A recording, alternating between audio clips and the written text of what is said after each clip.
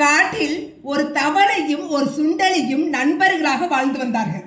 இந்நிலையில் தவளை வாழ்ந்து வந்த குளத்தில் நீர் வற்றிவிடவே தவளை மிகவும் வருந்தியது.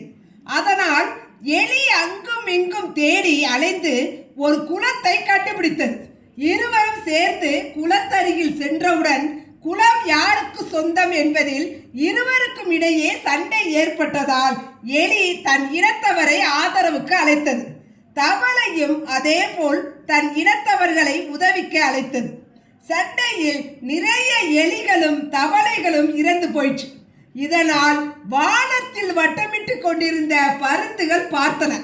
பருந்துகள் கீழே வந்து சண்டையிட்டு கொண்டிருந்த எலிகள் தவளைகள் மீது பாய்ந்து அவைகளை தமக்கு இரையாக்கி கொண்டது.